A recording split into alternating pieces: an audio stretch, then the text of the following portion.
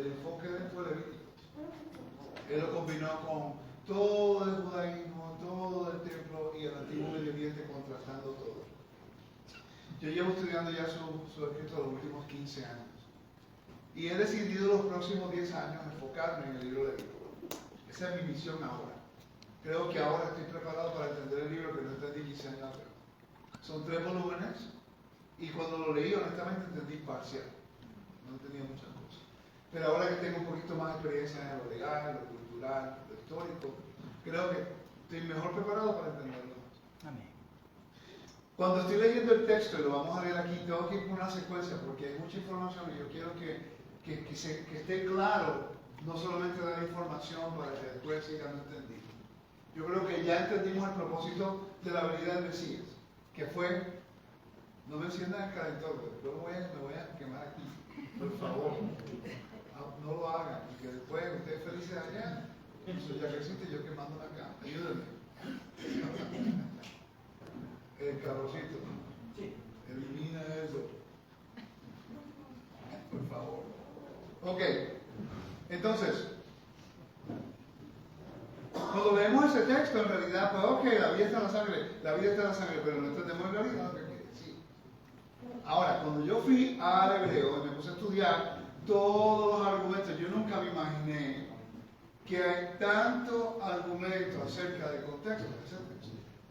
Por cierto, el contexto del texto es lo que nos ayuda a entender a nosotros una palabra que está conectada, que es kipel, o capel, o kipuvim, o kapu, en acá, que es cubrir como expiación. En realidad la palabra expiación no, en inglés es atonement, pero la palabra atonement es una palabra que fue en realidad inventada en la Edad Media, que es una palabra latín que significa para consagrar o algo así, o expiación. La mejor referencia vendría siendo rescate. Entonces, en el hebreo, voy a hacer lo posible de leerlo, aunque no pueda, que כי נפש הבשר בדם הוא ואני נתתי לכם על המזבח לכפר על נפשותיכם כי הדם הוא בנפש יכפר. בנפש. esa en la estructura, y eso es lo que me ha ayudado a mí ahora a reconocer la importancia de aprender el hebreo. Porque lo que ustedes no ven que esta letra que está aquí, Ba Nefesh, la letra esta pequeñita que está aquí, esta que está aquí. Este es el gran argumento de todos los académicos. Estamos hablando que hablan hebreo, los que estudian el templo. Y no vamos a entrar en lo técnico, sino que ellos piensan que esa palabra Ba Nefesh, vamos a definirlo de esta forma. Es como decir, Dios es el ofendido, pero Él ha establecido un tipo de rescate por nosotros. Y eso es lo inusual. Que Dios es la persona, en este caso persona, puede ser palabra, ofendida, pero Él establece una forma de que tú puedas tener un rescate para entonces mantener la relación. Eso es lo que puede entender este argumento. ¿Ok? Y tengo mucho que leer acá, pero es demasiado técnico ahora mismo. Y honestamente no puedo leer algo. Por ejemplo, voy a leer un poquito acá, que tengo notas en todos lados. Te voy a citar dos académicos que son importantes. Roy Gane, que yo estudio directamente con él ahora mismo, estamos en contacto, y él era estudiante del mío. Eso no quiere decir nada, solamente que tengo la referencia de los recursos que estudiaron esto por los últimos. Entre los dos tienen 60 años de experiencia. Wow. Yo creo que voy a escuchar a una persona que no tiene 60 años de experiencia. ¿Ok? Dice, la traducción literal del texto que te acabo de decir dice, porque Nefesh, vida de la carne, de la sangre, y yo la he dado sobre el altar, Dios me la da sobre el altar, para hacer expiación o un tipo de rescate por nuestras almas. Pues la sangre es la que Banefesh hace eso. ¿Okay? Entonces dice, ¿cuál es la función semántica de Banefesh? Milko me explica que Banefesh no debe traducirse como con el alma o por el alma, sino como en virtud de la vida. Que para él la sangre no expía por la cualidad mágica, sino por transporta el alma. La fuerza vital de Dios mismo reclama y puede sustituir al oferente en el rito sacrificial. Entonces, Es interesante que Milton insiste que la sangre no es un poder mágico de purificación. Esa es la diferencia entre la Biblia y el Antiguo Medio Oriente. Ellos se tomaban la sangre porque pensaban que era fuerza de la persona, y Dios dice, no tomen sangre, no coman sangre, porque eso está envuelto con el inframundo. ¿Me están siguiendo, verdad? Ok. Entonces, es algo interesante porque yo nunca entendía por qué tú traías una ofrenda, ¿verdad? Y el único momento donde se ponían las dos manos, y por lo que puedo entender ahora mismo, donde se hacía transferencia de pecado, porque si tú lees el libro Levítico, en ciertas ofrendas, tú pones tu mano, pero en el día de expiación pones las dos manos. El sumo sacerdote, él se inclina sobre el animal y confiesa el pecado de la nación. Es nacional. Y ahí es donde está la transferencia. Ahí es donde está la sustitución, en ese sentido. Ok, entonces es interesante que son dos. Uno carga, en este caso, la culpa o la impureza. Vamos a Levítico capítulo 16. Estoy aquí mismo. Levítico capítulo 16, versículo 15. Tengo la Biblia, sorry. Levítico capítulo 16, versículo 14 y 15. Yo quiero que usted ponga atención. ¿Qué es lo que es la función del macho cabrío? Está la que se hacía la ofrenda en el templo, pero la que se ponía la sangre en el mizbeach, en el altar, no se comía, todo, el animal, todo era echado fuera del campamento. Solamente la sangre era entrada dentro del lugar santo. Y la sangre era rociada en el altar, en el velo y en el sumo sacerdote, en el lugar santísimo. ¿Ok? Entonces, hay tres diferentes niveles: individual, comunitaria y nacional. Mira lo que dice aquí. Tomará además la sangre del novillo que rociará y la rociará sobre el dedo y en el lado oriental del propiciatorio. También delante del propiciatorio rociará la sangre 7 veces con su dedo. Después degollará el macho cabrío de la ofrenda por el pecado y que es por el pueblo. Oigan esto. Y llevará su sangre detrás del velo. Estamos hablando de Capobet. Y hará con ella como hizo con la sangre del novillo. Y la rociará sobre el propiciatorio delante del propiciatorio. Recuerda, esa sangre no es la de que va para Azazel. Esa es la sangre que va para el otro macho cabrío, que es exactamente igual, pero tiene estoy pensando en inglés. Está destinada para algo diferente. Este es para el desierto y el otro es para la sangre nada más. Mira lo que dice aquí. Ahora, esta es la pregunta que voy a hacer a ustedes. ¿Había perdón de pecados en el templo? Sí, había. Entonces, ¿para qué necesitamos a Yeshua? No, me perdonó mis pecados. Eso es lo que hemos leído, ¿verdad que sí? Que Él murió para perdonar los pecados, ¿verdad que sí? Entonces tiene que explicar esto. Dice, hará pues expiación por el lugar santo, a causa de las impurezas, de las impurezas de los israelitas, a causa de las transgresiones por todos sus pecados, así también con la tienda de reunión que permanece con ellos en medio de sus impurezas. ¿Ok? Y después tiene que hacerlo con su familia. Cuando vamos al versículo 31 del mismo capítulo. No, es 31. ¿Será para ustedes día de reposo? No, ¿quién está? 29. Un segundo, lo voy a contar. Aquí. Dice, pero el novillo de la ofrenda por el pecado, el macho cabrío de la ofrenda por el pecado, cuya sangre fue llevada dentro del lugar santo para hacer expiación, serán llevados fuera del campamento y quemarán en el fuego su piel, su carne, su estiércol y el codo. Quiere decir que ninguno de esos dos animales podían ser puestos en el altar. Solamente la sangre de uno fue introducida al lugar santo, el lugar santísimo. Pero dice ahí pecado, expiación por todos sus pecados, ¿sí o no? ¿Sí o no? Entonces, ¿para qué necesitamos al Mesías? Porque si tú hablas con un judío ortodoxo y tú vas y le hablas el vocabulario cristiano, no, Cristo murió en mi pecado. Primero Él te va a decir, ¿cuál es? Avon, Pasha, Hatat. Y después te va a decir, en la Biblia había expiación por pecados. Interesante que después ellos te citan, no, porque la culpa del hijo no llevará la culpa del padre. Hello, lo que vino a ser Yeshua no vino a ser algo individual, fue algo nacional. La muerte afecta a todos, no al individuo. Cuando te citan ese verso está fuera de contexto, porque llevar el pecado a los padres es algo que está fuera de contexto, por cierto. Cuando mi esposo y yo lo estudiamos no estaba en contexto. El día de expiación es nacional, no es individual. Ahora, sí hay un arrepentimiento individual, pero afecta a toda la comunidad.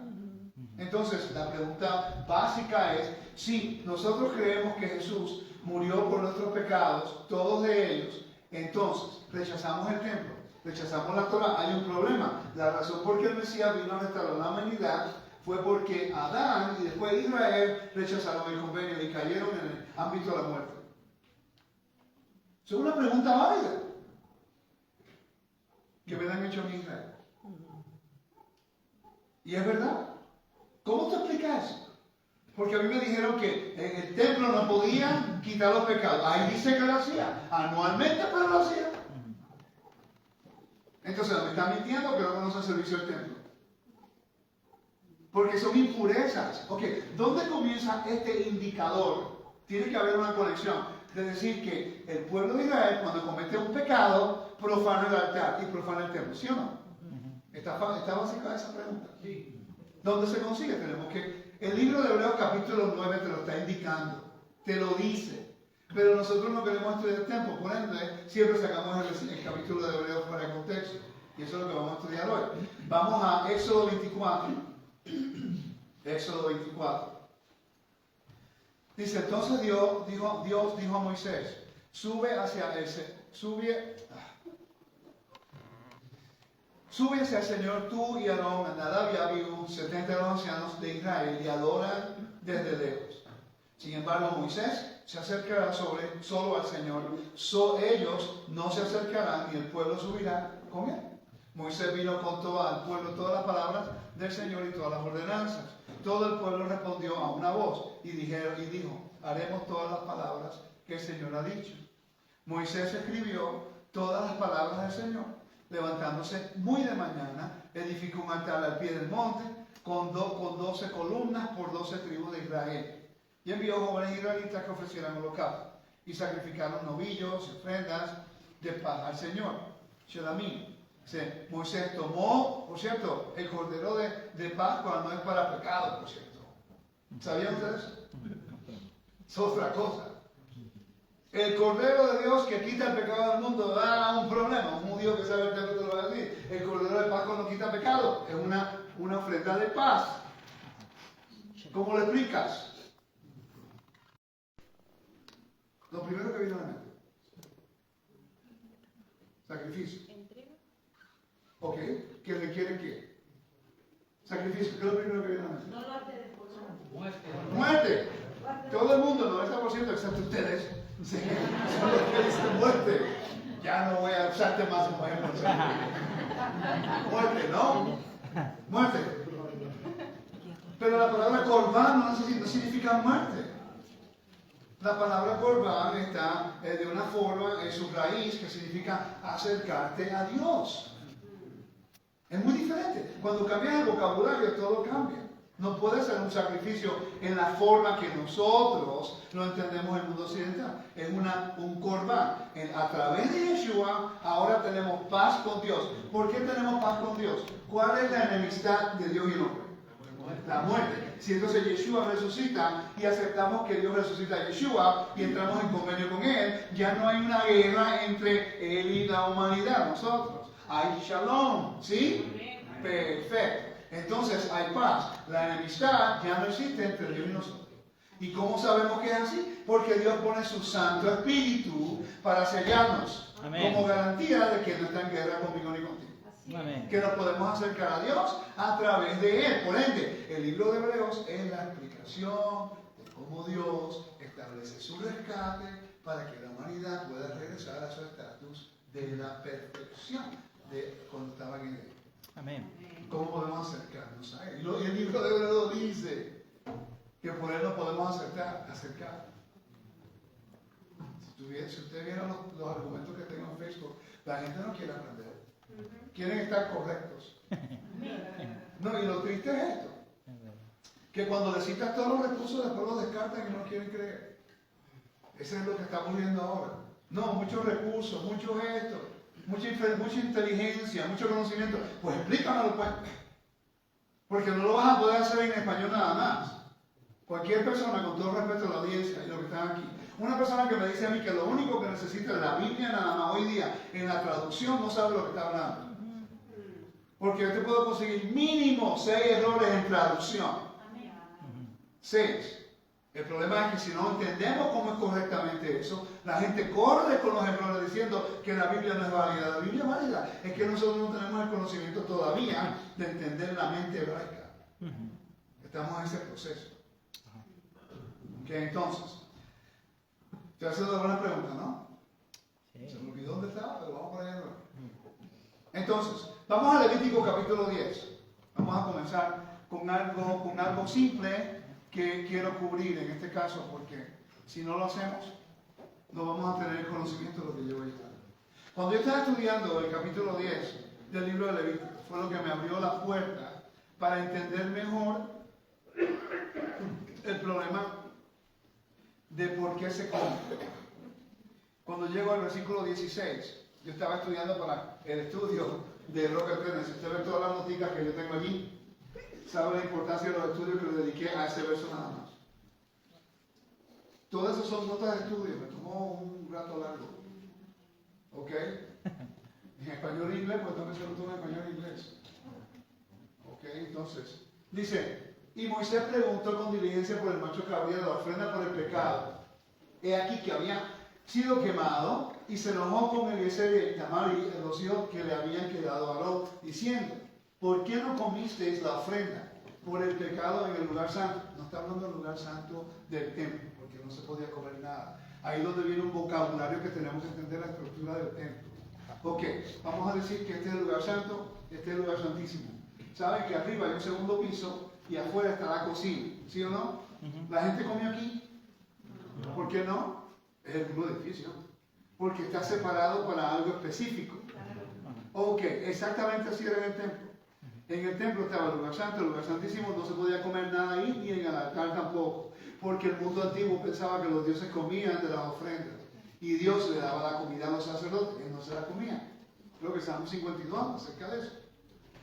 Ok, entonces, no estoy seguro si es 52, pero uno de ellos. Entonces, si en lugar de comer está arriba y la cocina allá, pues es lo mismo acá. Ellos tenían que ir a un lugar específico fuera del altar. Se podía en el altar, lugar santo, ni en el área de la sagá, el área de los sacerdotes. Que tenía que ser un lugar, un edificio que está en estatus de santidad, pero no dentro del templo. Aquí es un lugar santo, no es el lugar santo, es un lugar kadosh. ¿Me está siguiendo? Sí. Ok. No en cualquier casa. Tiene que ser un lugar donde ritualmente. Ok. Porque es que santísima y os ha sido, oigan esto, esta es la clave, os ha sido dada para quitar la culpa de la congregación, para hacer expiación por ellos delante del Señor. Y eso a mí me llamó la atención. Cuando yo lo leí, le dije, pero ¿y por qué necesita comer para traer expiación? Yo llevo estudiando el templo 25 años ya, y eso lo capté el año pasado. Y llevo enseñando ciclos de Torah por 20 y pico de años, y eso lo capté el año pasado. Fue tan impactante que empecé a buscarlo todos los académicos. Y yo estaba leyendo un libro, mira qué interesante, el libro que estaba leyendo de Roy Gane tiene un capítulo entero hablando de eso. Que lo leí y no lo entendí. Porque está utilizando los prefijos y todo lo que tiene que ver con el hebreo y usando como y esta cosa, y yo no lo entendí, pero lo leí. Me quedé bruto, pero lo leí. Ahora, cuando entendí el texto, regresé y yo dije, a ver si puedo comunicarme con el Señor. Le envié un texto por Facebook y contestó, un email contestó. Y después pude hablar con él y pude dialogarlo y me explicó un poco mejor. Pero para que veas, puedes leer algo y no entenderlo hasta que lo ves y regresa. Ahora lo entiendo. Y este ha sido mi enfoque desde cuándo. Tengo a mi esposa loca, pobrecita, rescate. Pero ella misma cuando la escuchó en el curso del templo que hizo, me dice, ahora entiendo. Y ella lleva conmigo 20 años. Y ella ha escuchado todos estos temas y hasta el momento no se aburre. Aleluya. Entonces la pregunta es, ¿por qué no comieron esa ofrenda? Recuerda que los hijos de Moisés murieron en ese momento. Si sigues leyendo dice, he aquí puesto que la sangre no había sido traída dentro del santuario. Ciertamente debéis haber comido la ofrenda en el santuario tal como yo ordené. Pero Aarón dijo a Moisés, mira, hoy mismo han presentado ellos su ofrenda por el pecado y su holocausto al Señor. Ya que esto me ha sucedido. ¿Qué ha sucedido? Exacto, entonces había luto. ¿Luto era permitido en el templo? No. Perfecto, por eso el sumo sacerdote no se le permite rasgar sus vestiduras.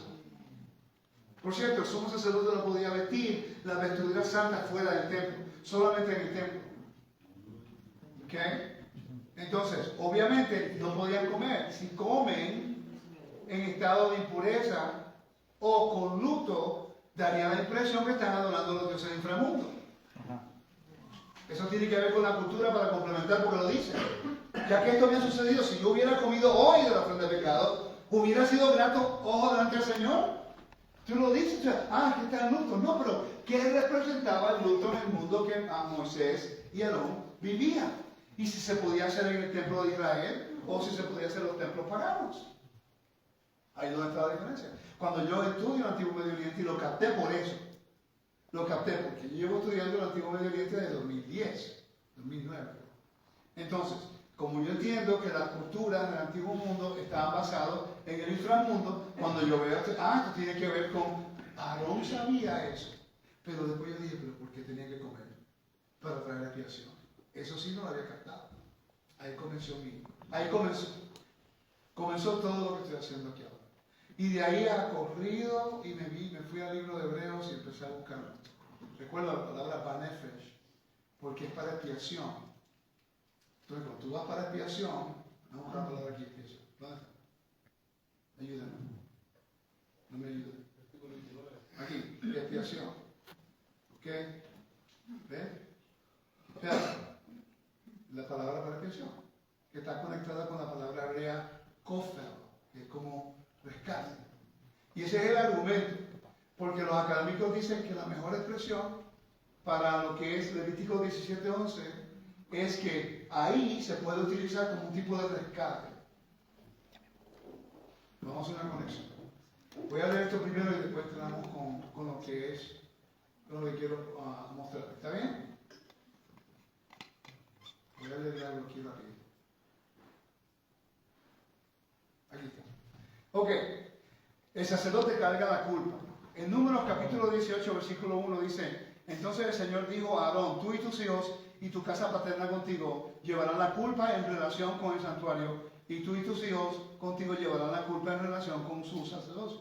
Quiere decir que si ellos hacen algo que no deben hacer, ellos cargan la culpa y el pueblo no.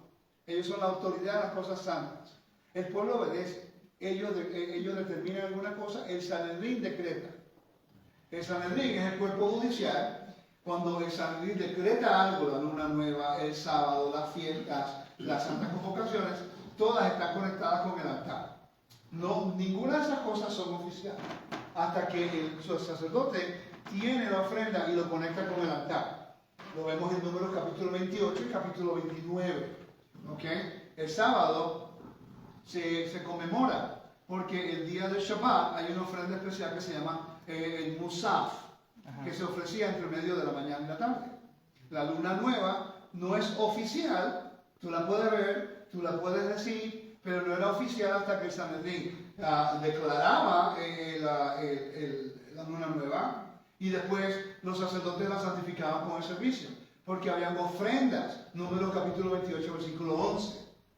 Quiere decir que usted no puede comenzar su propio calendario porque requería ofrendas para que la luna nueva, en la cual Pascua, Omer y todas estas cosas pudieran partir, fueran consagradas en el altar. ¿Okay? Por eso yo no sigo mi propio calendario. Entonces, quiere decir que Dios les dio la oportunidad, les dio el honor a ellos de ser los sacerdotes con la condición, si ellos hacen algo bueno, ellos llevan la culpa. Si ellos hacen algo malo, ellos llevan la culpa de la nación. Son los sumos sacerdotes. Esa es la clave. Quiere decir que el libro de Hebreos está poniendo a Yeshua ahora como un sumo sacerdote. ¿Por qué? Santiago mencionó a Yeshua como sumo sacerdote. Yeshua en su ministerio. Y Yeshua, 40 días después de la resurrección, dijo que era sumo sacerdote. Pablo dijo que era sumo sacerdote. Pedro dijo que era sumo sacerdote. Yeshua. Entonces tenemos que hacer la pregunta, ¿por qué solamente el libro de Hebreos presenta a Yeshua como el sumo sacerdote? Cuando yo entendí lo del Qumran que le enseñé ayer, ahí fue donde se desató el entendimiento. Porque yo dije, oh, ok, quiere decir que en el primer siglo ya tenía un contexto, una idea mesiánica de que este mensajero divino iba a venir y iba a traer liberación de Belial, el que destruye, lo que me dijiste ayer que es interesante. ¿Ok? Entonces, el libro de Hebreos está haciendo una tesis presentando el por qué y cómo Yeshua puede ser tu rescate. Entonces yo dije, pero qué raro. Hasta que este año yo leo la porción de Números capítulo 35. Y llevo leyendo eso años. Y siempre le pasaba por encima eso porque en realidad no era relevante para hoy. Dios mío, eso es lo más relevante para nuestra fe y nunca lo había visto. Por cierto, cuando fui a Israel, hablé con 3 rabinos acerca de ese capítulo. Le dije, rabino, explícame una cosa. ¿Cómo es posible que la muerte de este sumo sacerdote pueda hacer expiación por una persona que cometió un homicidio involuntario? Y no hubo sangre. Son cofres. Por cierto, en el capítulo 35, versículo 31 y 33, usa la palabra hebrea kofer, que es rescate. Entonces eso me confunde un poco. Ok, yo me digo. Una persona puede ser rescate por un culpable, siempre y cuando viva dentro de la ciudad de refugio. Vamos al libro de Hebreos, capítulo 6, versículo 18. Hebreos, capítulo 6, versículo 18. Te voy a mostrar algo bien interesante. ¿Ok? Dice, a fin de que por 2 cosas inmutables en las cuales es imposible que Dios mienta, los que hemos buscado refugio seamos grandemente animados para asirnos de la esperanza puesta delante de nosotros. Familia, usted tiene que tratar la palabra esperanza en la Biblia, está hablando de resurrección. Pero la clave aquí es refugio. Es interesante, yo dije, pues obviamente esa palabra refugio tiene que ser un uso muy alto en el Nuevo Testamento, esa palabra en particular. No, solamente se usa 2 veces en el Nuevo Testamento.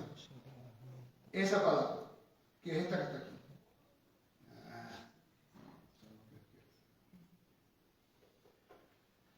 Con esto tengo que hacerlo con los recursos porque tengo que ir de un lugar a otro y quiero que lo vean. ¿Okay? Sea un poquito más de Dios, vale la pena. Mira qué interesante. A ver si lo encuentro aquí. Esta es la palabra, aquí dice, refugio. ¿Están conmigo hasta el momento? Amén. Voy a repasar rápido.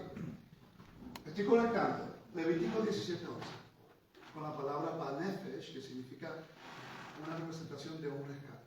¿Ok?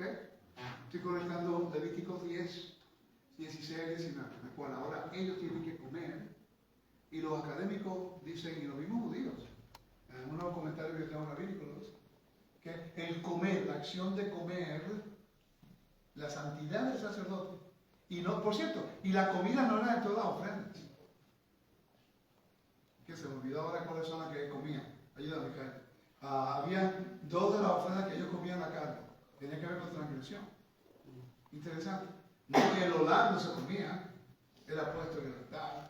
La quemada, pero las que se comen son unas individuales interesantes. Entonces, los académicos dicen que la santidad del sacerdocio, cuando viene la persona y come la carne, es el recurso de comida para el sacerdote. Es interesante. La comida es para que yo pueda vivir, obvio, pero en toda esta función del sacerdocio también tiene algo sagrado, que es que la santidad del sacerdote, por eso es que una persona que no es sacerdote puede comer esas ofrendas. Sería pigul, algo profano. ¿Ok?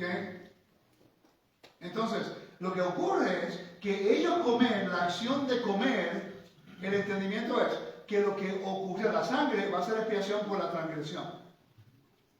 Pero psicológicamente, para la persona, el que está ofreciendo, cuando ven a los sacerdotes o saben que los sacerdotes se comen esa comida, es como si la santidad de ellos está devorando, ¿están viendo? Comiendo lo que causa la separación entre ellos y Dios. ¿Me siguieron? ¿Están seguros? Ok. Entonces yo fui y busqué esa palabra. Aparece 2 veces. ¿Ok? Y se usa en Hechos, capítulo 14, 6, pero en la forma que se usa es esta forma. Los apóstoles se dieron cuenta que de ellos y huyeron a las ciudades de Licaonia, Listra. En otra palabra, en la forma que se usa ahí, se usa como un tipo de escape saliendo, huyendo. Pero la otra forma, el otro lugar que se usa es en Hebreos capítulo 6, versículo 18. Es interesante. Ahora, yo entiendo que la palabra se usa, pero generalmente una palabra griega, por eso se puede utilizar en muchos lugares. Pero esa se usa ahí. Quiere decir que ahora vemos una ciudad de refugio. ¿Cuál sería? En Israel, ¿cuál sería la ciudad de refugio antes de que el templo cayera? ¿Cuál sería la ciudad de refugio? En Israel. No sería, habían 6, pero la primordial era 4.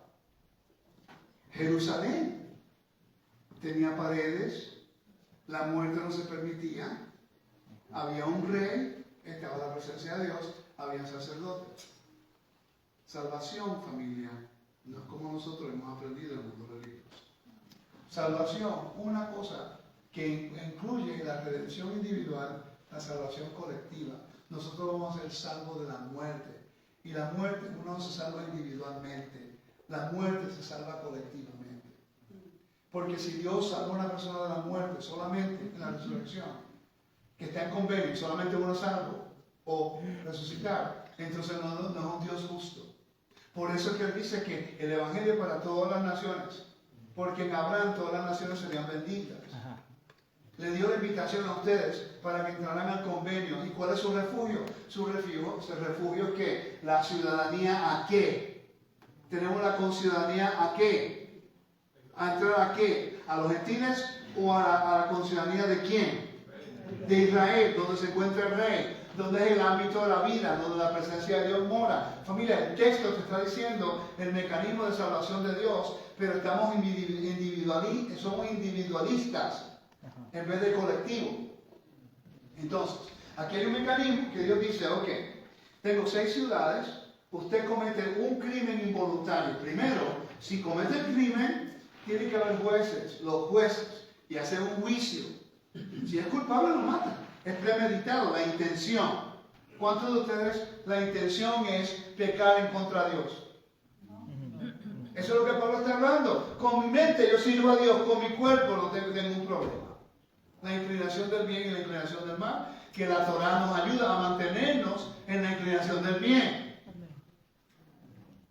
La Torah es lo que hace la función. Nos ayuda a mantenernos en el ámbito de lo que es obediencia y santidad. Si la persona no lo hizo con intención, ¿cómo se llama? Goel Hadam, el que venga la sangre, el vengador de la sangre, tiene el derecho a matarte. Pero si tú vas a la ciudad de refugio, ahí tú puedes estar tranquilo. Siempre y cuando te mantienes en la ciudad de refugio. Si tú sales de la ciudad de refugio, el vengador te puede matar.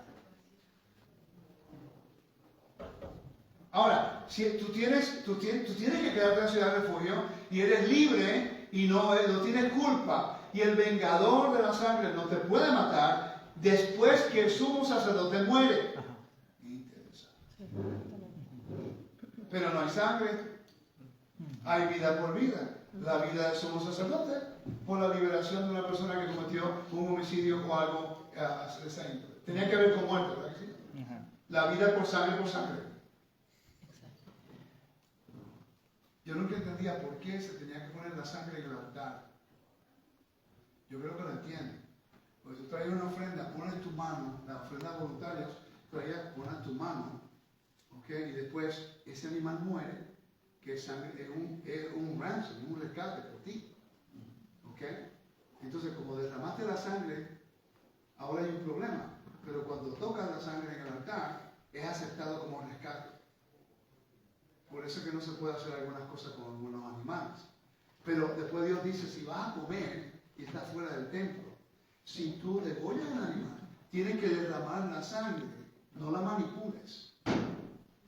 Entiérrala y cúbrela, porque solamente los hijos de Aarón podían manipular la sangre. Yeshua, como sumo sacerdote, ¿puede manipular la sangre de la tierra? No.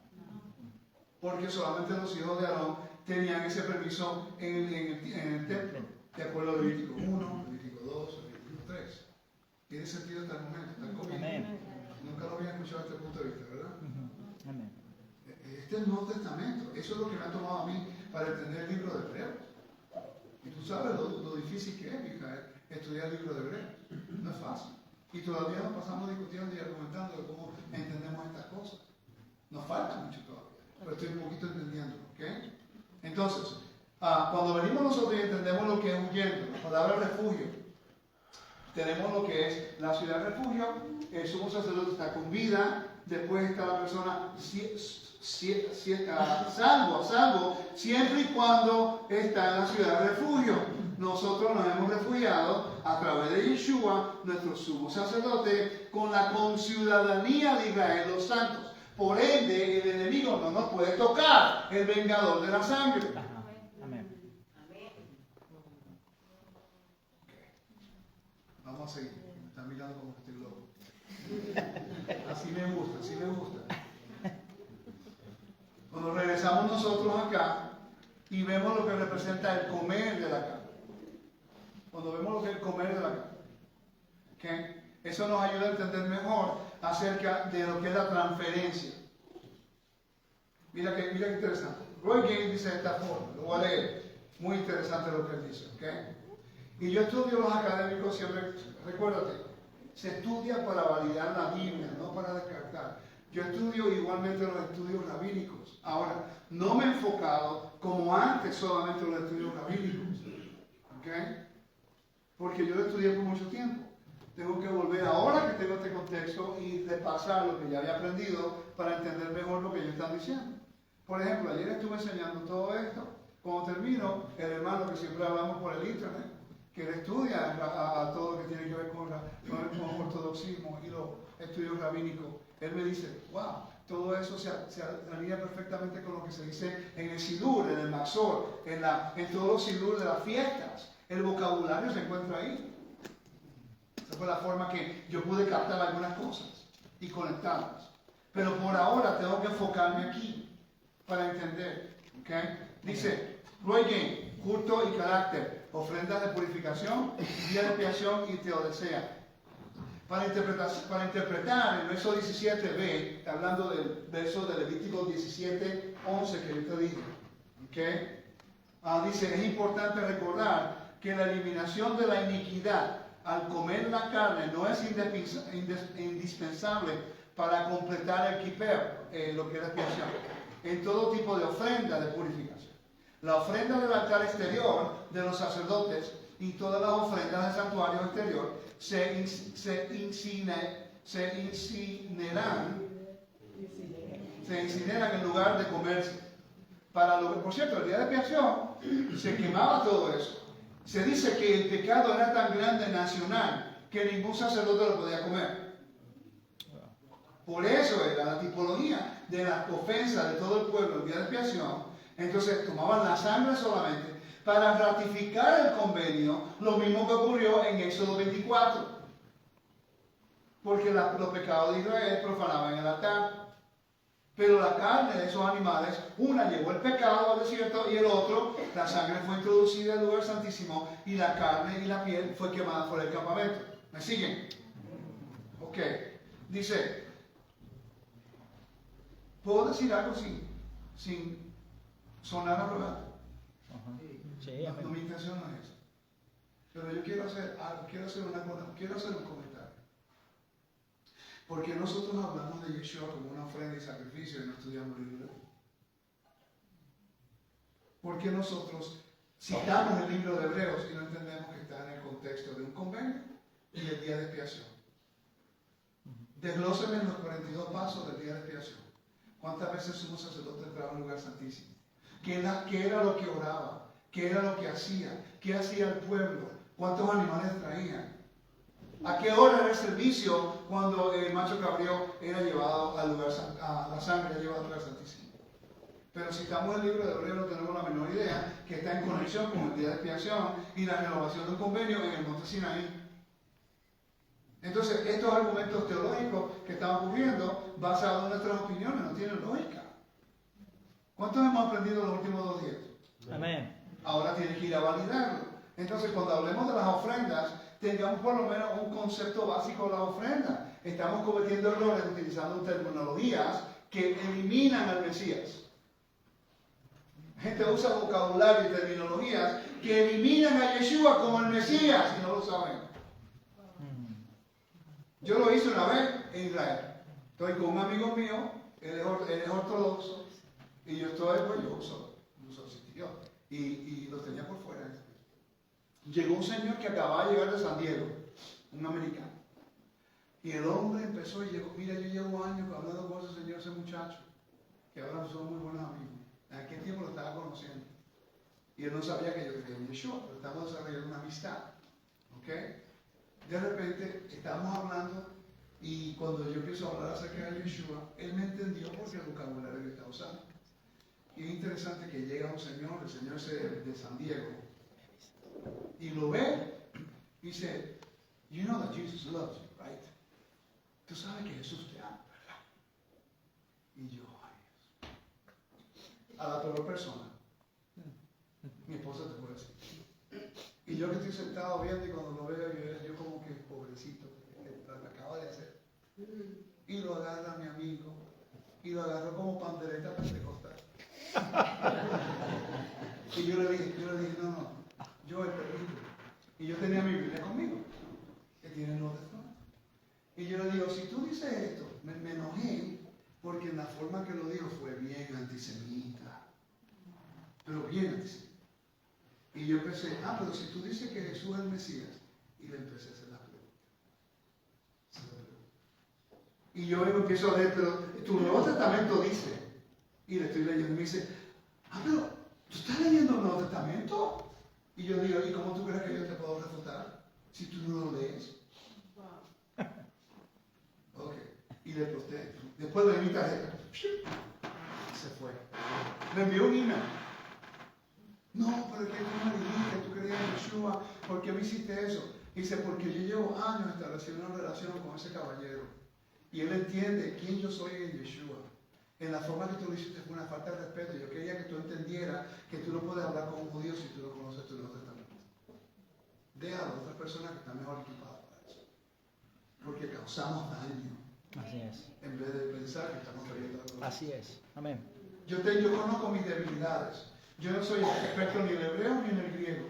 Busco los recursos posibles para entenderlo mejor. Pero yo no me voy a meter en un argumento gramático de hebreo y griego cuando eso no es mi especialidad. Yo busco a alguien que sepa más que yo y que me ayude a validar la información. Eso es lo responsable de hacer. Conozcamos nuestros límites. Entonces tampoco podemos tomar una decisión que no está de acuerdo con algo que nunca he estudiado. Eso no es sabio. Uno escucha, valida, verifica y después toma una mejor decisión. Por eso te digo, valida lo que digo. No tiene que estar de acuerdo conmigo. Pero ¿cómo puedes tener un desacuerdo si nunca lo has estudiado? Y lo increíble es gente que llegan ayer y ahora se creen que se lo saben todo. Yo lo entiendo. Porque todavía me falta a mí mucho. Y me alegro que me falta mucho. Por eso tengo maestros que me ayuden. Porque tenemos que adaptarnos. Usted aprendió algo nuevo este fin de semana. Yo aprendí algo nuevo este fin de semana. Y tenemos que mantener esa mente abierta. ¿Ok? Dice, entonces, los sacrificios en los que los sacerdotes ofician únicamente para el beneficio de los demás, incluyendo todas las ofrendas del santuario exterior. El aspecto añadido al comer la carne, oigan esto, el aspecto añadido al comer la carne es un tipo especial de participación sacerdotal en la transición principal de expiación entre el Eterno y el oferente.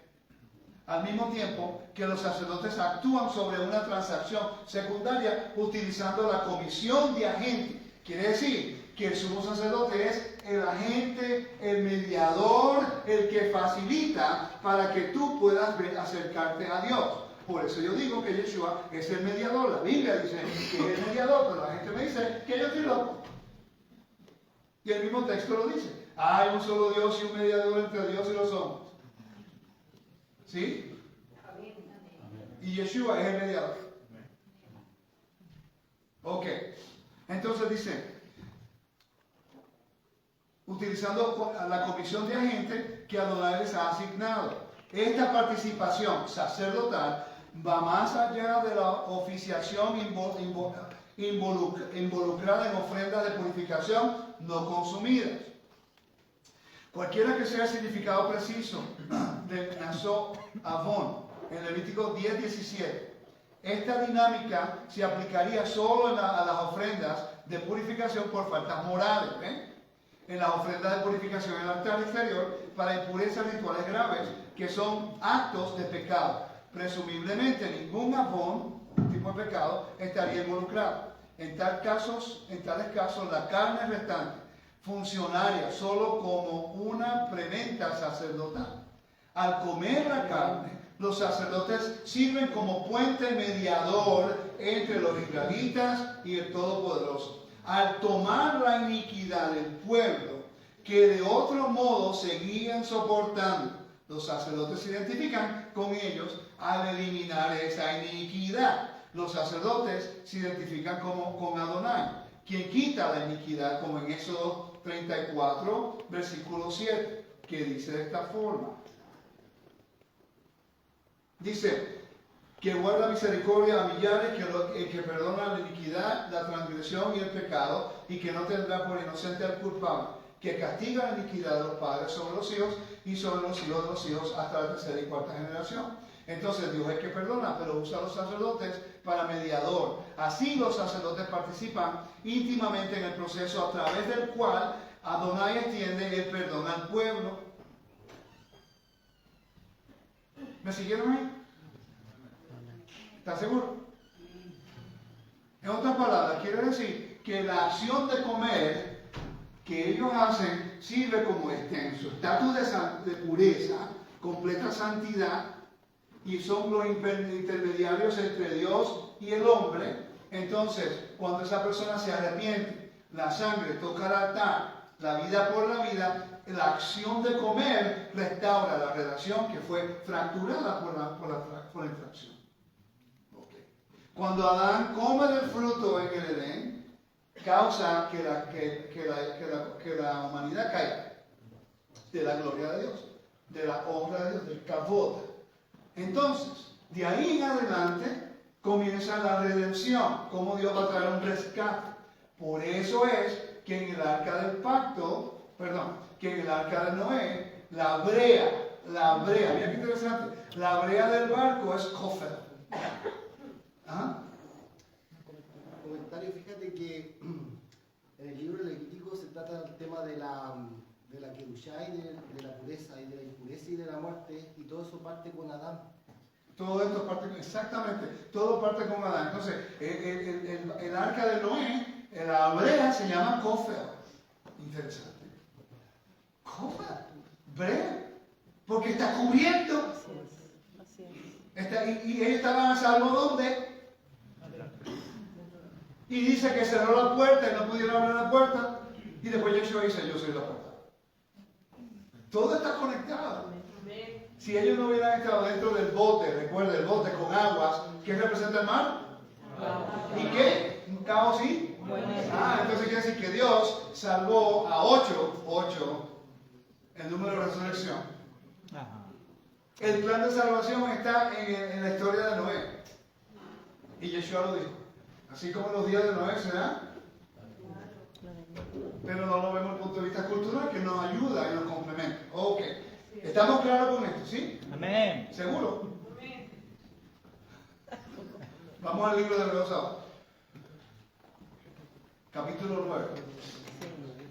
Recuerda que el capítulo 2, para repasar, el capítulo 2, versículo 9 dice, pero vemos que aquel que fue hecho un poco inferior a los ángeles, es decir, a Yeshua coronado de gloria y honor a causa del padecimiento de la muerte, para que por la gracia de Dios probara la muerte por todos,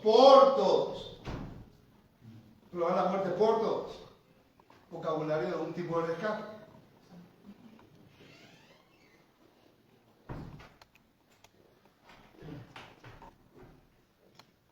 Ok, ¿qué dice Juan 8:52?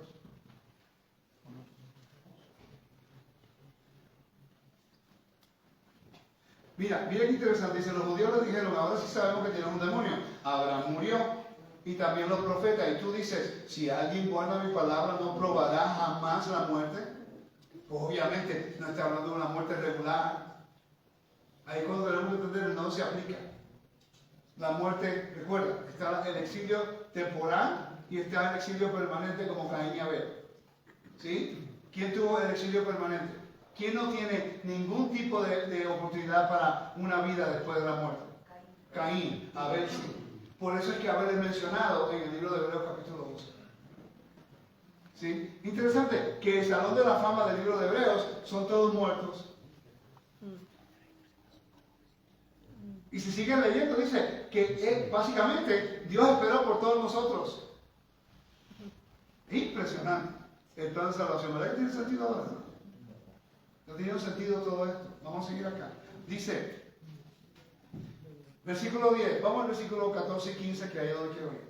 Así que por cuanto los hijos participan de carne y sangre, él igual participó también de lo mismo, para anular mediante la muerte el poder de aquel que tenía el poder de la muerte, es decir, el diablo, Belial, y librar a los que por el temor a la muerte estaban sujetos a esclavitud durante toda la vida. Ya le mostré todos los versos que hablan de eso.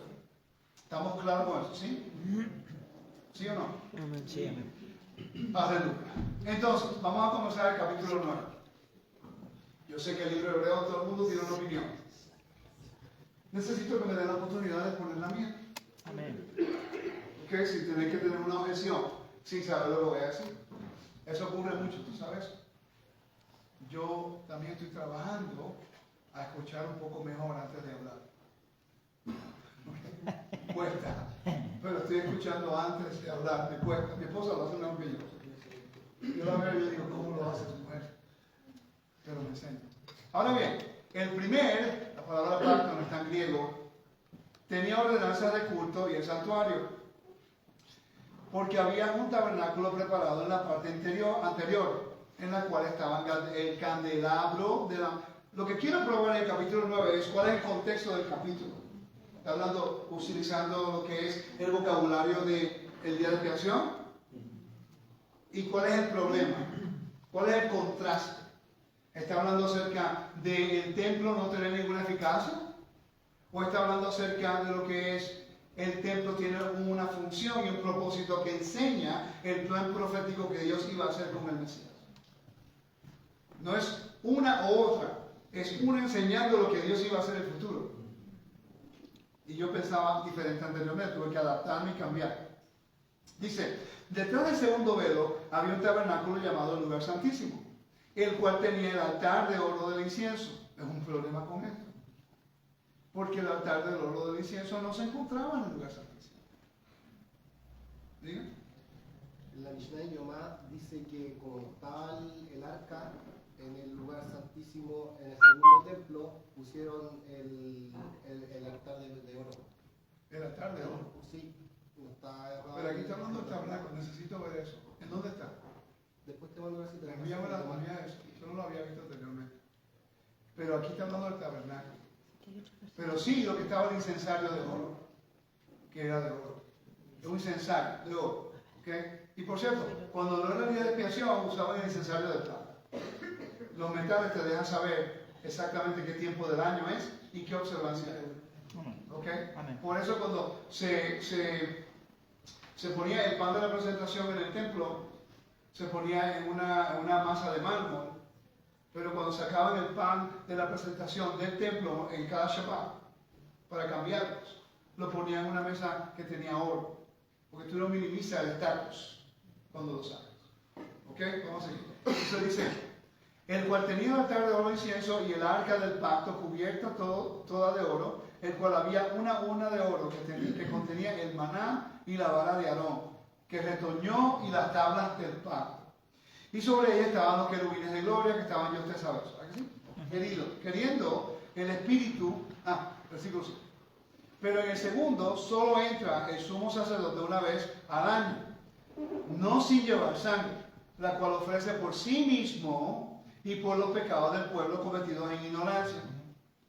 Queriendo el Espíritu Santo dar a entender que el camino al lugar santísimo aún no había sido revelado, en tanto el primer tabernáculo estuviera en pie.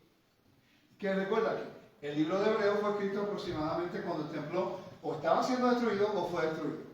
Ok, vamos a tomar una pausa aquí para explicarte un poquito acerca de lo serio que era eso para esta gente. Hoy día, ¿cómo lo puedo poner? En Estados Unidos, si de repente, Dios no lo quiera, algo ocurre con la Casa Blanca, alguien ataca la Casa Blanca, ¿qué usted cree va a ocurrir?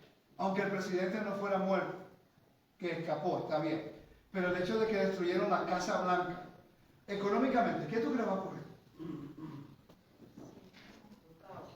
¿Por qué? Solamente una casa.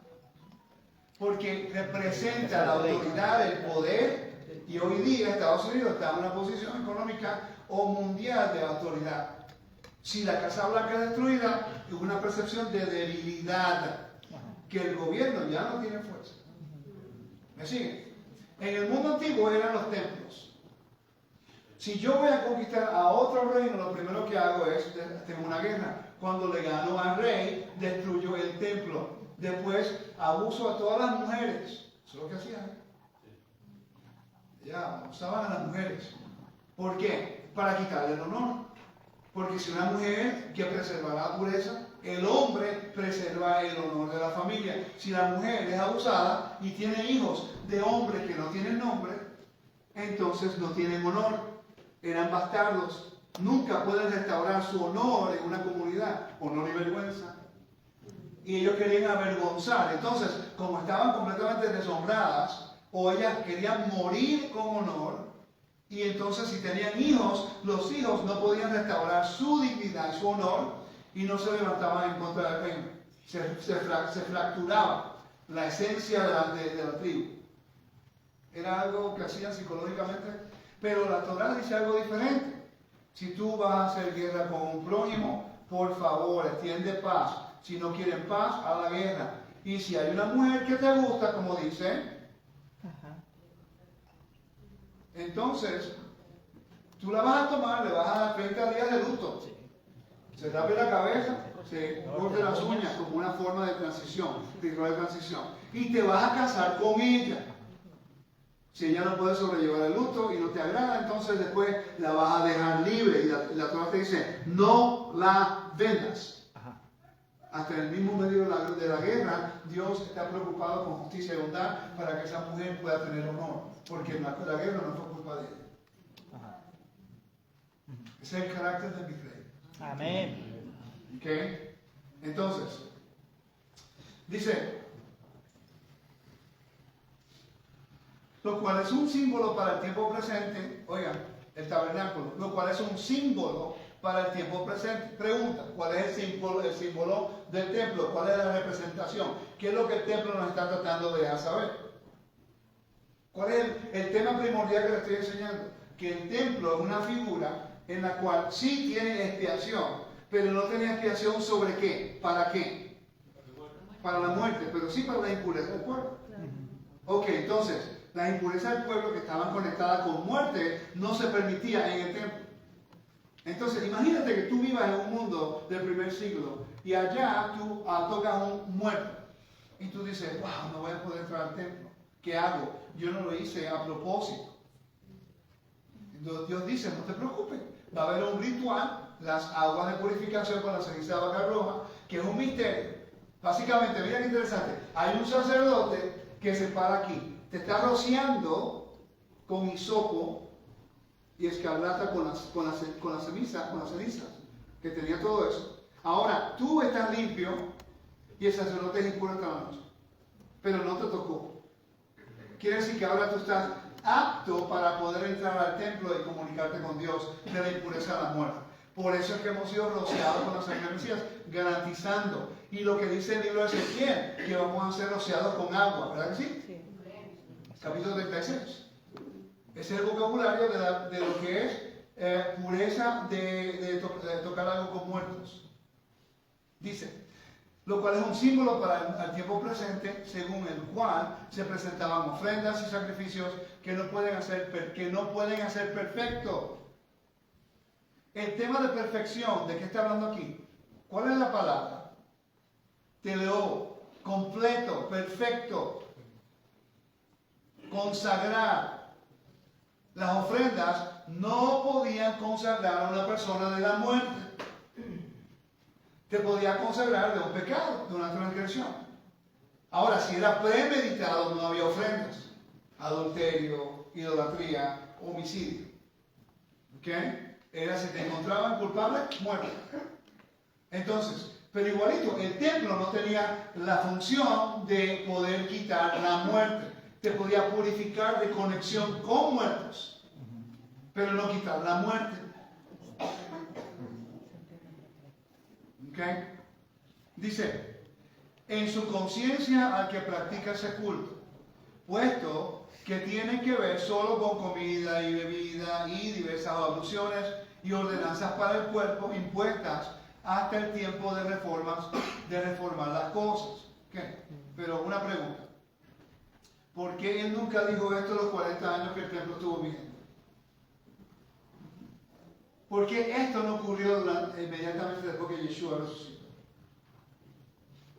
Vamos, este es el Nuevo Testamento, te hace una pregunta. ¿Okay? ¿Por qué Yeshua nunca dijo que no somos sacerdotes? ¿Por qué el escritor de Hebreos esperó acerca o después de la destrucción del templo para escribir esta carta? Todo el mundo entendía que había expiación. Mientras existiera el templo, había expiación para las impurezas. La muerte era la fe en Yeshua. La muerte de creer que Dios había vencido la muerte era la razón por creer en Yeshua.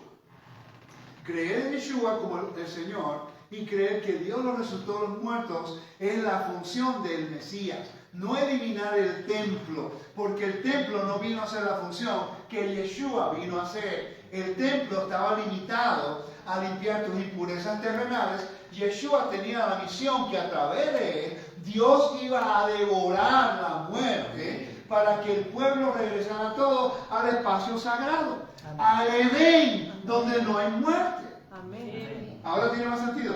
Amén. Entonces, este físico te está enseñando el patrón que Dios quiere establecer en el macro, el micro con el macro, de Edén, el templo, a Edén, la tierra. Por eso es que en el libro de Apocalipsis no aparece el templo después del capítulo 21. Habla de uno después del milenio. No habla de nada. Yo no lo he visto. ¿Por qué no habla de un templo después del milenio? ¿Será posible? Ahora te voy a dar mi opinión. ¿Será posible que es porque la tierra regresará? Porque no hay muerte. Y si no hay muerte, la tierra regresa a ser el templo completo de Dios, donde Él puede morar. Porque el único lugar donde Dios podía morar era ¿dónde? En el templo. Si el pueblo estaba moralmente puro, si el pueblo estaba impuro moralmente, el templo era, en la presencia se removía, pero el templo fue establecido por Dios. Amén. El templo estaba aquí, pero si el pueblo no tiene la responsabilidad de obedecer, recuerda que Moisés tocó al pueblo con la sangre y al altar, diciendo, si tú te manejas de una manera en contra de Dios, Dios puede exiliarte, puede traer juicio y su presencia se remueve. Perfecto ejemplo, una mujer tiene un esposo.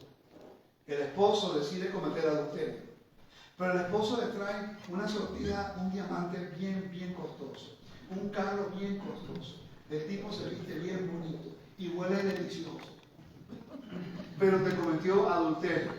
¿Tú vas a aceptar el regalo? ¿Tú vas a aceptarlo a él? ¿Por qué? Porque la transgresión fue moral. porque rompió un voto y un compromiso que te prometió que iba a hacer.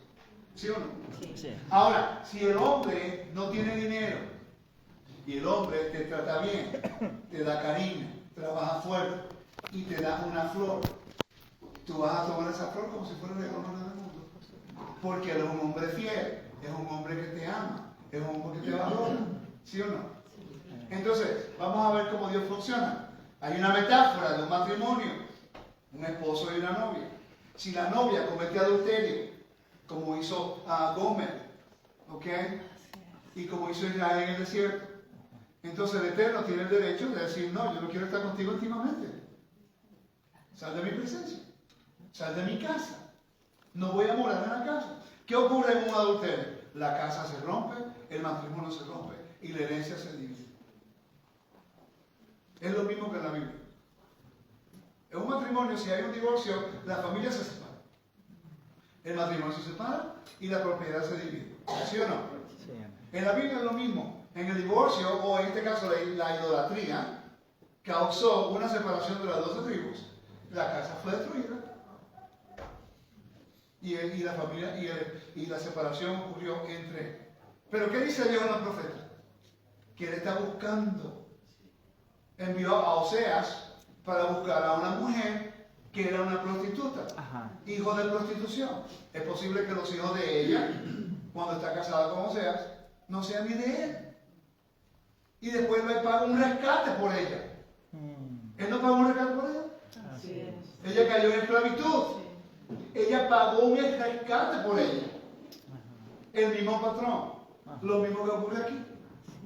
Por eso es que el libro de Corintios utiliza el libro de Oseas en el capítulo 15, versículos 50 al 55, como parte de esa historia. Y lo conecta con la muerte. Es interesante que el libro de Oseas conecta la historia de Gomer con Oseas con la muerte. ¿Dónde está tu aguijón? ¿Verdad que sí? Ajá. ¿Por qué termina de esa forma? Si está hablando de una relación íntima de un hombre y una mujer.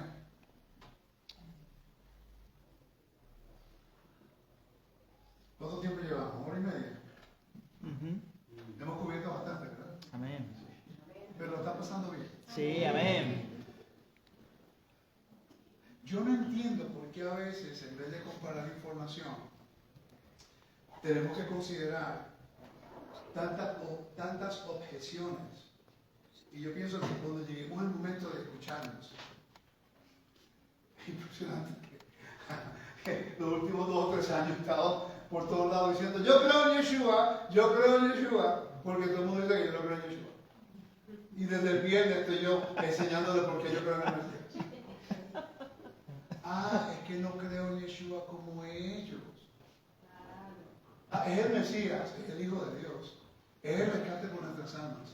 Se siente en la mano derecha del Padre. Va a ser nuestro Rey cuando venga. Él hizo todo lo que hizo por nosotros, pero como no lo creo como ellos, no creo en Él.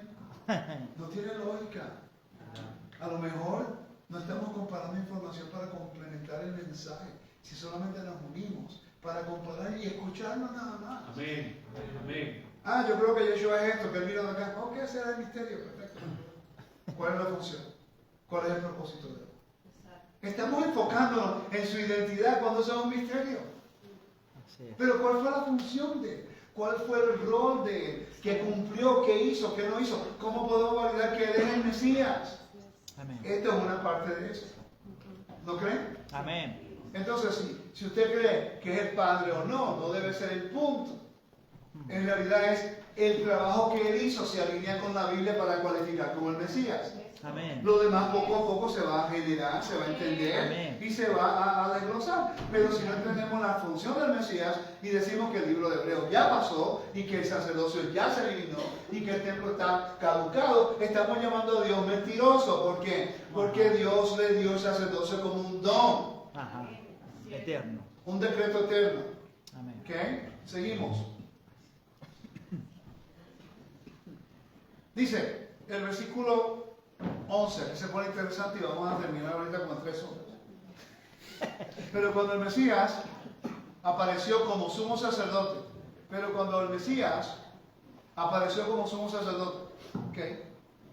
40 años después que Yeshua muere y resucita, qué coincidencia. De los bienes futuros a través de un mayor y más perfecto tabernáculo, no hecho con manos, es decir, no de esta creación, obvio, porque en Éxodo capítulo 25 te lo dice. Te dice que fue la copia del que está en el cielo. Esto no es un misterio. Entonces yo no entiendo. Si Moisés sabía que esto era una copia de lo que está en el cielo, que aquello es lo original, ¿por qué lo construyó? ¿Por qué lo hizo? Porque fue un mandato. ¿Y por qué siguieron construyendo? Porque es un mandato. Si tú buscas el texto en Éxodo 25, versículo 8, y vas al hebreo, hay una palabra bien interesante que es el vav. El vav, los rabinos te dicen que ese vav implica que es como una ley que tiene que construir el templo cuando se pueda. En ese mandato de Éxodo 25:8. Algún día enseño más acerca de eso. ¿Ok? Dice, versículo 12, y no por medio de la sangre de machos cabríos y de becerros, sino por medio de su propia sangre, entró en el lugar santísimo una vez y para siempre, habiendo obtenido redención eterna. Ahora vamos a definir los términos. ¿Ok? Redención eterna. Obviamente, hemos cubierto los últimos 3 días el honor, la vergüenza, y ayer estuvimos todo el día explicando qué fue lo que Yeshua en su función y en su resurrección vino a eliminar. ¿Qué fue lo que Dios eliminó a través de la resurrección? La muerte, no el templo, la muerte. También estuvimos claros de que el templo no podía hacer ¿qué? Podía limpiar de tu impureza, ¿sí? Pero no podía quitar ¿qué? Perfecto. Entonces sabemos que el templo tiene una función en la tierra, pero que Dios tenía un plan mayor. Entonces, si el templo no podía ofrecer lo que Dios está buscando, un rescate, una vez y para siempre, porque el templo rescate el anual. El rescate era anual. Pero sin templo, ¿cómo va a haber ese rescate? Lógicamente, si Dios establece que la vida está en la sangre y la establece como rescate por tus almas, Levítico 16:11, y no hay templo, entonces ¿cómo va a haber un rescate anual? Voy y hago la pregunta de nuevo. Yo estoy seguro que nunca le han hecho esa pregunta.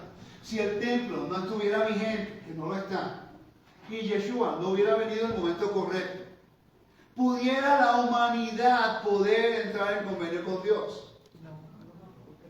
Porque tiene que ser ratificado con sangre y tiene que tocar el altar. Por eso el mismo converso llevaba una ofrenda. Después de la conversión traía una ofrenda.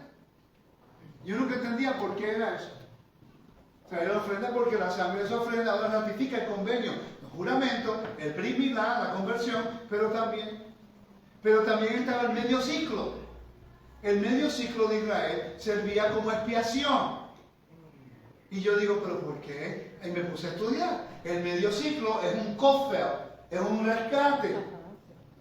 Pero tú no fue un animal. Pero el dinero que tú das para el medio ciclo del templo, ellos compraban las ofrendas comunitarias para el servicio. Y cuando hacían las ofrendas comunitarias y ponían esas ofrendas, la sangre en el altar, era como si fueras tú que lo traíste. Como comunidad te cubría la expiación fuera del templo. ¿Estás siguiendo? Sí. Le presenté esto a 2 personas que saben mucho más que yo y me dijeron, wow, me gustó tu conexión. Porque es la única forma, recuerda, si se compra lo que es la ofrenda con ese dinero y ese dinero hace un rescate por tu vida y el rescate es por la sangre, por ende, ese dinero tiene que ir directamente a lo que va a hacer el templo. Y nadie lo puede tocar por sí. Si alguien toca ese dinero, es usurpación en contra de los santos, un problema. ¿Ok? ¿Me están conmigo? Amén. Vuelvo yo a la pregunta. Si Yeshua no hubiera venido, y si Yeshua no hubiera resucitado, entonces ¿cómo la humanidad puede encontrar expiación que es por sangre? Mucha gente diría, no, es circuncisión. Esa es la señal del pacto. Estamos hablando de la muerte. Porque hay gente que hace brit milá y todavía muere. ¿Okay? Y el mundo tenía que saber que es el Dios de Israel que trae la vida. Porque toda la gente en el antepasado, ellos murieron con la fe de resurrección. Amén. La esperanza de resurrección. Pablo lo dijo. Y por esto me juzgan, que yo estoy enseñando la esperanza de resurrección. La esperanza de Israel. Está hablando con fariseos. ¿Estás seguro que tiene sentido hasta el momento? Amén. Dice,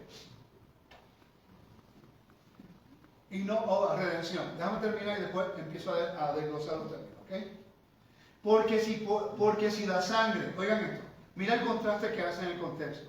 Porque si la sangre de los machos cabríos, y yo sé que si Juan está escuchando me va a correr si digo algo más. Esa es la idea, que me envían los recursos, siempre recibo un texto de él.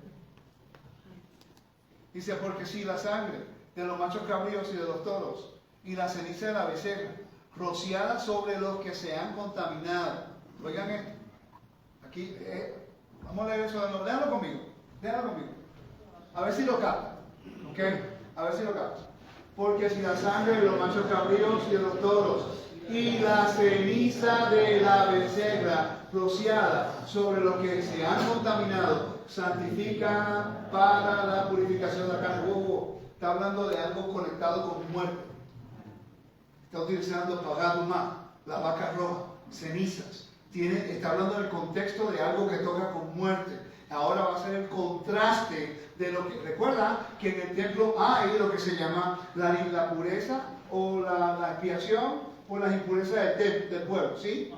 Si tú tocas algo con muerto, te puede rociar, pero no te puede dar garantía de que tú no vas a morir.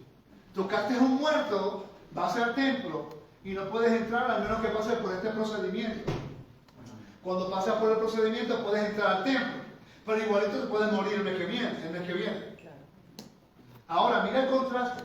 Porque si la sangre de los machos cabríos y de los toros, y la ceniza de la vaca rociada, la ceniza de la becerra, rociada sobre los que se han contaminado. ¿Contaminado de qué? De muerto, porque está utilizando la ceniza de la vaca roja. No está hablando de una ofrenda de olá, está hablando de otra cosa. Está específicamente hablando en contra de la muerte.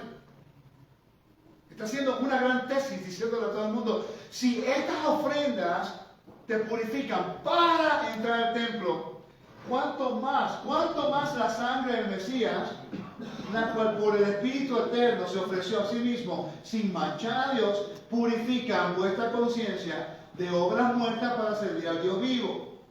Y por eso, oigan esto, Él es el mediador de un nuevo pacto, a fin de que habiendo tenido lugar, ya va, pero Él es el sumo sacerdote.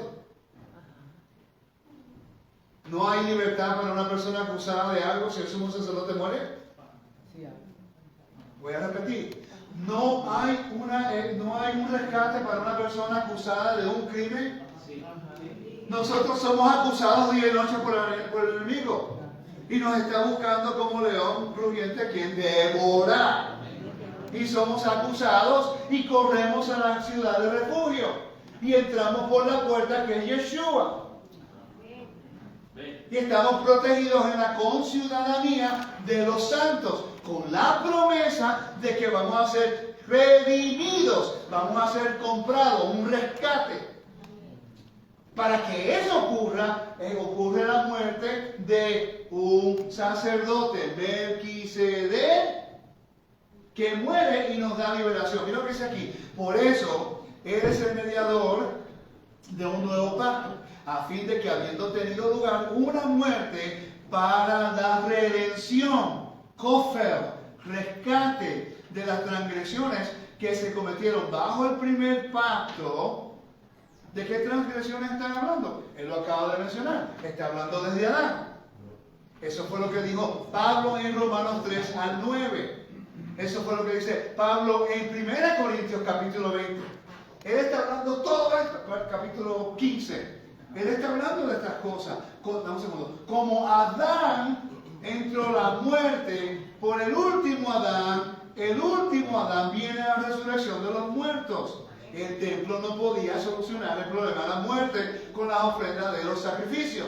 solamente espiar, cubrir por un tiempo determinado hasta que Dios enviara a su Redentor, el que iba a liberar a la humanidad del yugo y la esclavitud de la muerte, la cual el templo no estaba diseñado para hacer. Rapidito, tengo que terminar. Fíjate que la comparación que hace el escritor por la muerte y servir al Dios vivo, si uno hace un paralelo con Adán y el Mashiach, Pablo dice que el primer Adán es alma viviente y el segundo Adán es espíritu vivificante. Exacto. Entonces de ahí parte, porque ahí va a hablar del nuevo pacto que hace por el espíritu, que lo va a citar Jeremías. Mira qué interesante. Yo tengo una teoría, es mi teoría, que es mi teoría. Porque yo decía que un pacto renovado, sí, es pacto renovado, pero que es diferente, porque el pacto que se hizo en el monte Sinaí no incluía la liberación de la muerte. Una promesa del pueblo, ¿no? Con la esperanza de resurrección. ¿Estamos claros con eso? El Dios de Israel que está en resurrección, sabemos.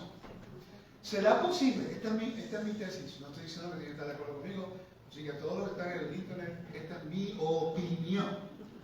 No tienen que aceptarla. Qué triste que uno tiene que decir todas esas cosas, ¿verdad? Porque si no, no.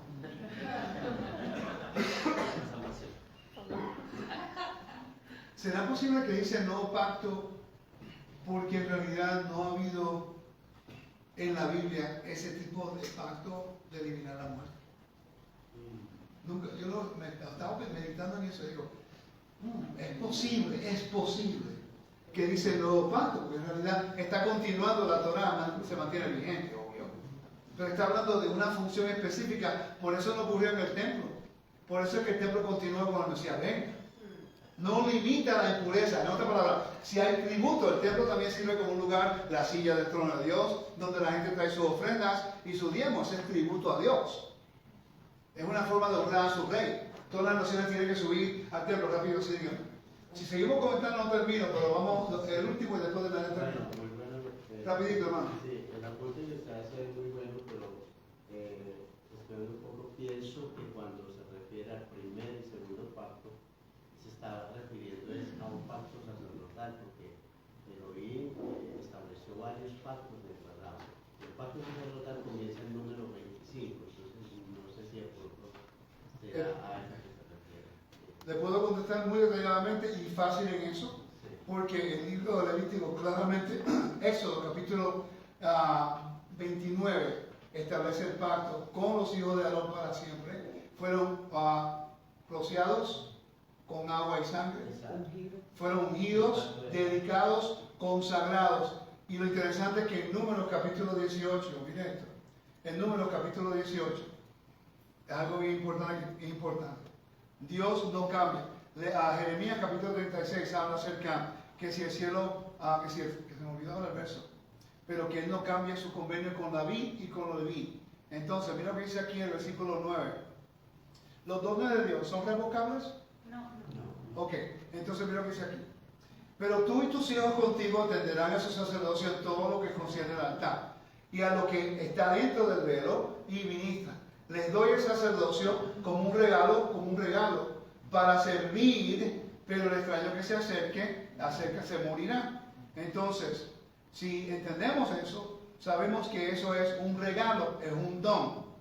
Entonces, es imposible que Dios dé un don y después lo retracte, porque los dones de Dios son irrevocables. Pero, si el templo es destruido y no está vigente, el oficio está en pausa, porque Dios no puede revocar sus dones.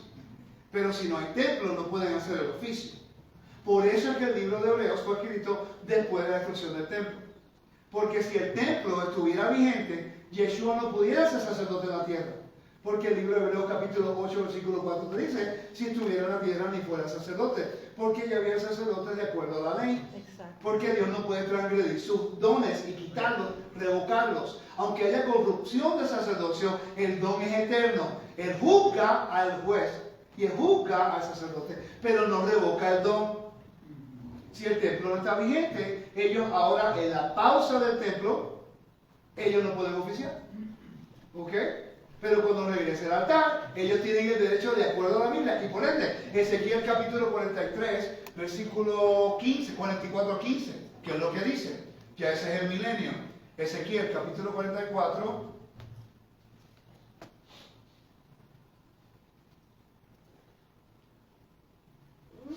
Capítulo 44, 15 dice esto.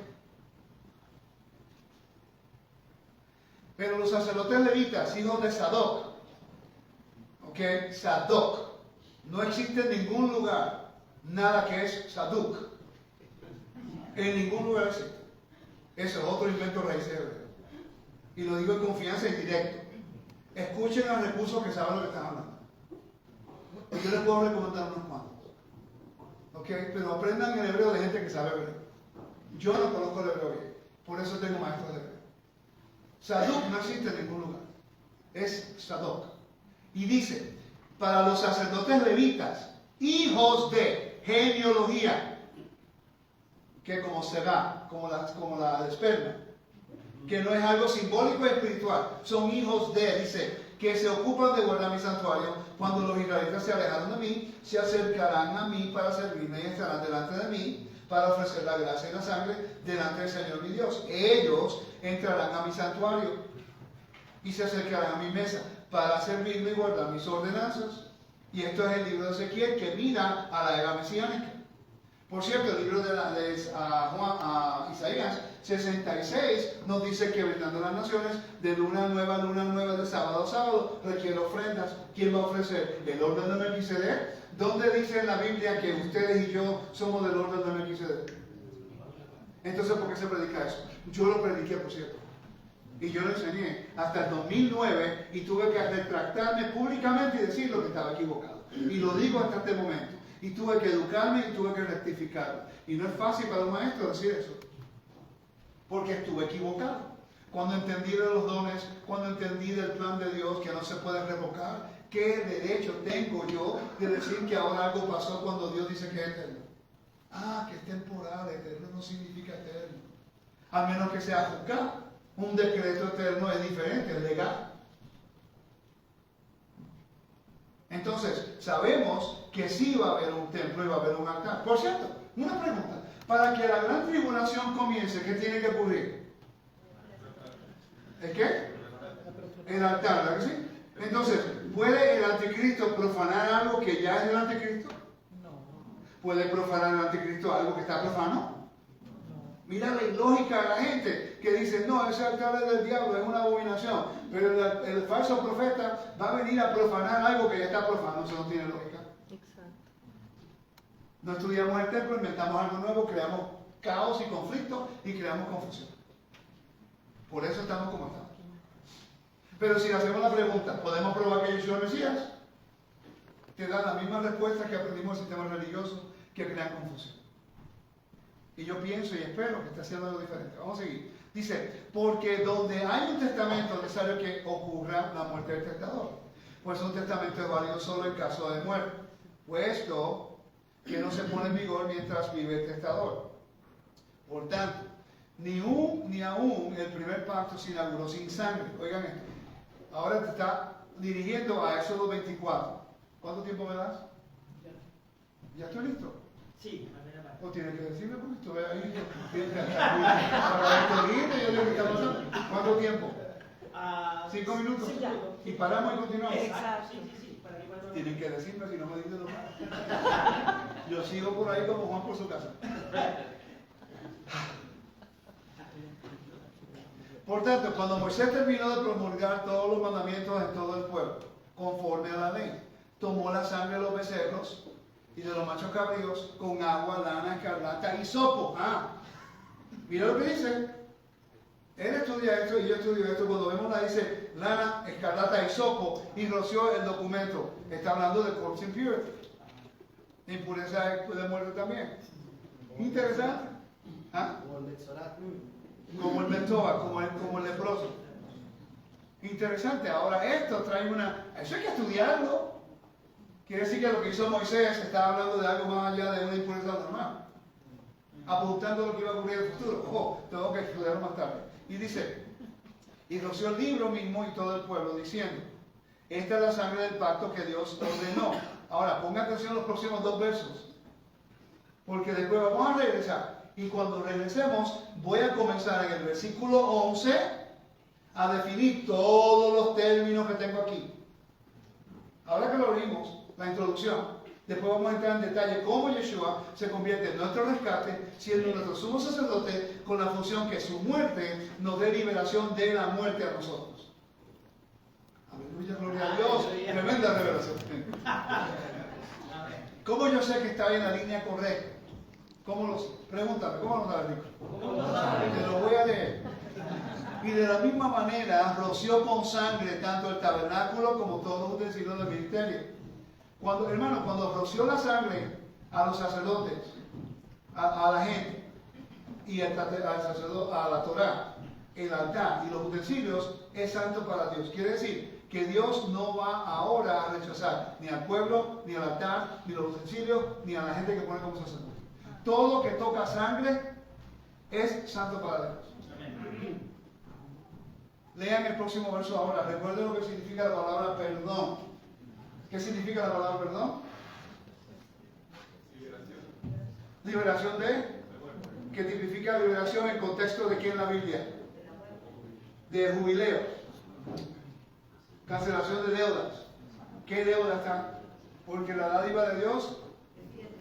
¿Pero qué es lo que dice el versículo? ¿Qué es lo que dice el verso? La paga del pecado es.